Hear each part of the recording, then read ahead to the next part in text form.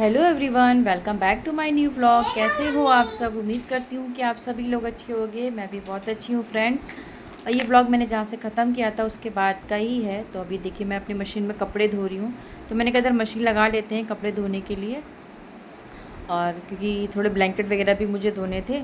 और जो पहले वह हल्के वाले जो कपड़े होते हैं वो मैंने कहा एक बार धो के निकाल देंगे। और देखिए ये मशीन जबकि 9 kg की है और मेरी 8.5 kg की थी, लेकिन वो मुझे बड़ी लगती थी और ये छोटी लगती है। हस्बैंड को मैं बार बार यही चीज़ बोल कह रहे 9 kg की तो कुछ तो उसमें बड़ा होगा, मैंने पता नहीं। और जितने ब्लैंकेट थे ना, ये वाइट वाला जो ब्लैंकेट दिख रहा है ना वो इतना ज़्यादा गंदा हो गया था। मेरे दिमाग में सबसे पहले ये था जिस दिन मशीन आएगी मैं ब्लैंकेट धो कर डालूंगी। सच में ओढ़ने की इच्छा ही नहीं करती थी। तो हस्बैंड ने कहा तुम तो सारे कपड़े धो डालोगे ब्लैंकेट वगैरह। मैंने कहा हाँ, एक भी नहीं कपड़े छोड़ूंगी। सारे जितने ब्लैंकेट थे घर के सब धुल जाएंगे। अब टेंशन नहीं। बेटा भी सुबह बोला था मम्मा अब तो मैं कितने भी कपड़े गंदा कर लूँ, अब तो आप नहीं बोलोगी ना कि मैं तेरे कपड़े नहीं धो लूँगी, तो अपने कपड़े खुद ही धोना। अब तो बस मशीन में डालो कपड़े धुल जाएंगे। से में 3-4 महीने जो मैंने सफ़र किया है ना, बाप रे बहुत ज़्यादा। तो बस इधर लगा दिया है मशीन। और ये देखिए बंदर कैसे आके बैठे, इतने ज़्यादा बंदर 3-4 दिन से आ रहे हैं ना, क्या बताए। मेरी इधर कूलर के ऊपर बैठ के पूरी पन्नी वन्नी जितनी थी सब निकाल दी। तो मैं हस्बैंड को दे बोल रही इसको भगाओ, नहीं तो ऐसा ना हो कि तार वार खींच दे कूलर वगैरह का। और इधर बैठ के घू घू कर रहा है। तो चलिए वापस से चलते हैं किचन में। तो मैंने इधर सुबह के नाश्ते में आपको बताया था कि मैंने डोसा बनाया था और पति देव के लिए बनाया। इधर उनके लंच के लिए पराठे सेके हैं और चने की दाल। थोड़े से चने मैंने रात में भिगोए थे कि सुबह ऐसे खाने के लिए। तो उन्होंने बोला काम करो मुझे चने की सब्ज़ी बना दो। मैंने आपको बोला था ना कि सिर्फ डोसा से उनका नहीं होता है, मतलब उनको दोपहर में प्रॉपर खाना चाहिए। ब्रेकफास्ट अलग चाहिए होता है और खाना अलग चाहिए होता है। मैं चलो ठीक है। तो सब्ज़ी मैंने बनाई थी चने की और काफ़ी अच्छी बन गई थी। डोसा दिया उनको नाश्ते में के लिए। वो खाएंगे नहीं, बोले तो मैं लेके जाऊंगा, क्योंकि थोड़ा सा ड्राई फ्रूट्स वगैरह खा लेते हैं ना तो फिर उनका मन नहीं करता खाना खाने का। और कहते जब ऑफिस जाता तब मुझे भूख लगती 10:30 बजे के लमसम। मैंने ठीक है। तो बाद में उसके बाद मैंने मोमोज़ वाली चटनी बनाई थी तो वो दिया और डोसा है।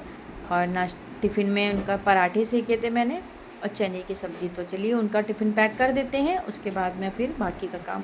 बहुतों को मैंने देखा है, ऐसा होता भी है कि जैसे तो आपने सुबह कुछ हैवी नाश्ता दे दिया तो मतलब ज़रूरत नहीं है, बट उनका पेट नहीं भरेगा, उनको चाहिए ही चाहिए मतलब। तो मैंने कहा चलो ठीक है, अच्छी बात है। तो बस उनको अभी ऑफ़िस के लिए भेजते हैं। उनके दोबारा से मैंने उनको कॉफ़ी बना के दी।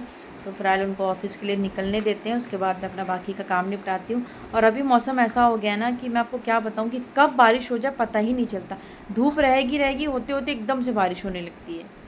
तो वही मैं देखती हूँ मौसम एकदम से बना हुआ है। सुबह तो एक बार हो चुकी है, होकर निकल चुकी है। उसके बाद तो मैंने कहा लाओ फटाफट पहले किचन साफ़ कर लेते हैं। और मैंने आज शैम्पू किया था तो बाल तक मुझे मतलब इतना टाइम नहीं मिला कि मैं अपना काम मतलब बाल वगैरह भी अच्छे से सुखा लूँ। मैं छोड़ो हटाओ, अपने आप ही सूख जाएगा काम करते करते। तो सारी मैं अपनी किचन वगैरह क्लीन कर ले रही हूँ, फिर उसके बाद बाकी का काम निपटाऊँगी। तो कभी कभी ये होता है मैं सबसे पहले किचन समेट लेती हूँ। किचन समेट जाता है तो मेरा समझ लो आधा काम हो गया।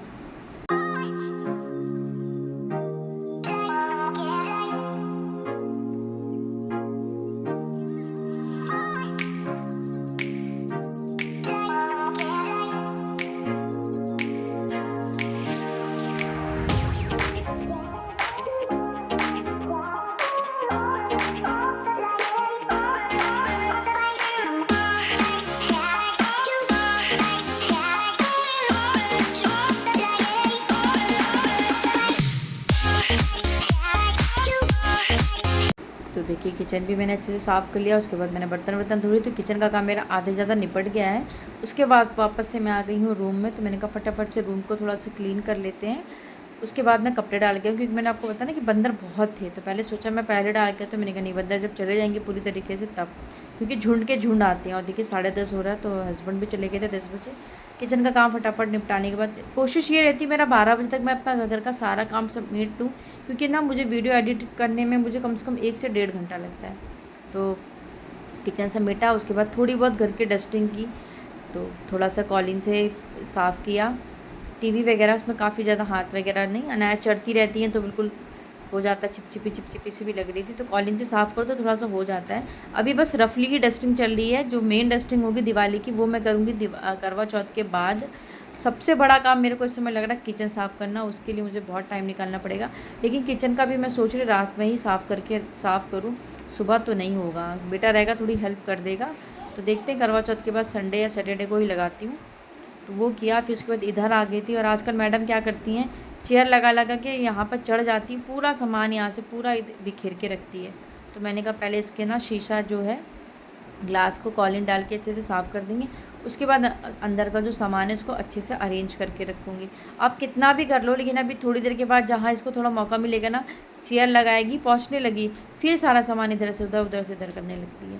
मतलब ये होता है घर का जो भी काम है ना, नॉन स्टॉप वाला हो जाता है कि आप मतलब अगर थोड़ा सा भी आप अपने लिए समय नहीं निकाले हो ना फ्रेंड्स, तो हो ही नहीं सकता।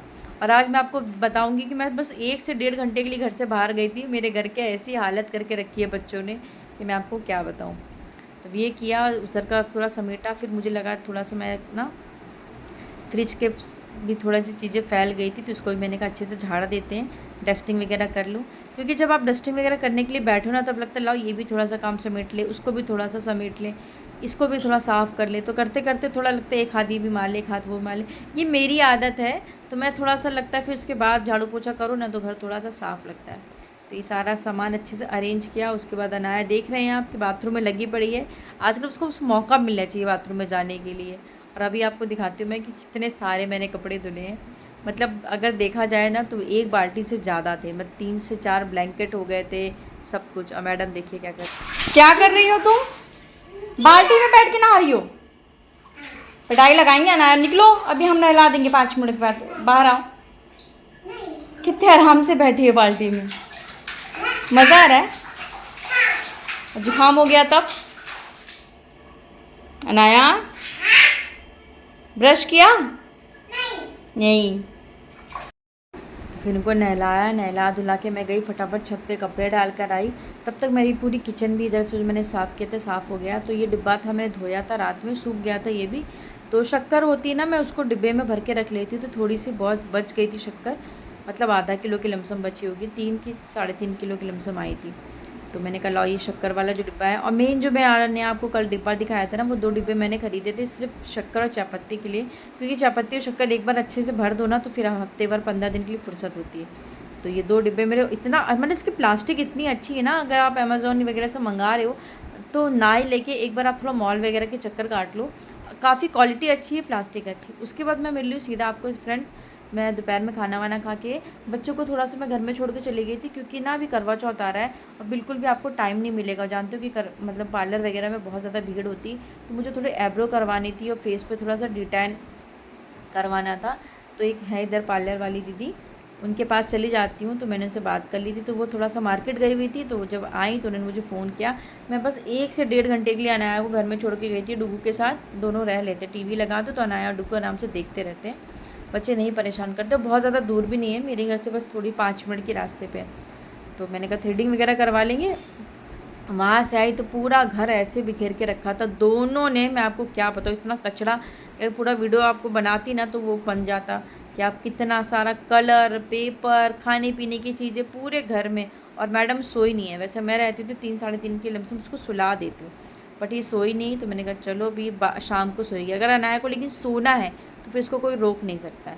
तो मैंने फिर सबसे पहले घर समेटा, झाड़ू लगाया, उसके बाद दिखाते हैं अभी अनाया क्या मस्ती कर रही है। बहुत शैतानी करने लगी है, देखो।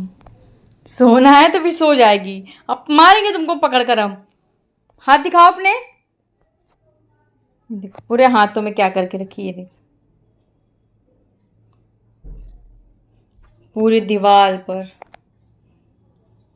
यही करके रखती हैं। पूरा दिन परेशान करती है नया, पूरा दिन शैतान होती जा रही है बहुत। अब सोना है तुमको? हाँ अब सोना है, पूरी दोपहर तो सोई नहीं हो।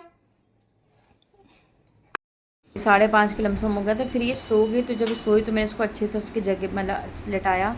फिर शाम को दिया बाती का आज का 6:30 बजे के लमसम मैं कर ली थी। तो उसके पहले मैंने खीर बनाई थी, क्योंकि आपको पता था कि मंडे को मतलब पूर्णिमा था, शरद पूर्णिमा, तो उस दिन खीर बनाई जाती है। तो मैंने भगवान को पहले तो घर में दिया जलाया, उसके बाद मैंने खीर बनाई, खीर ठंडी की। ठाकुर जी को इधर मैंने खीर का भोग लगाया। और वो वीडियो मैंने नहीं बनाया कि खीर कैसे बनाते हैं, सबको आता है नॉर्मल, तो बहुत ज़्यादा लंबा हो रहा था वीडियो, तो मैंने नहीं बनाया। उसके बाद मैंने अलग से चंद्रमा के नीचे रखने के लिए जो मैंने खीर बनाई वो ये है, भगवान को भोग लगा के फिर हम लोग अपना खाना पीना खाएंगे। और अभी आपको मैं दिखा रही हूँ कि शाम को किसी का भी खाना खाने का मन नहीं था, बहुत ज़्यादा मेरे घर में शिमला मिर्च आ रखी थी। तो मैंने हस्बैंड को बोला था थोड़ा सा हक्का नूडल्स ले आना, तो मुझे नूडल्स और हक्का नूडल्स में सच में आज तक कोई फ़र्क नहीं दिखा कि क्या होता है। नॉर्मल मुझे सबका टेस्ट वैसा ही लगता है। तो गाजर भी थी, बस पत्ता गोभी नहीं थी। तो मैंने फटाफट से मैंने कहा नूडल्स बना लेते। तो नूडल्स को बॉयल करके रख दिया था।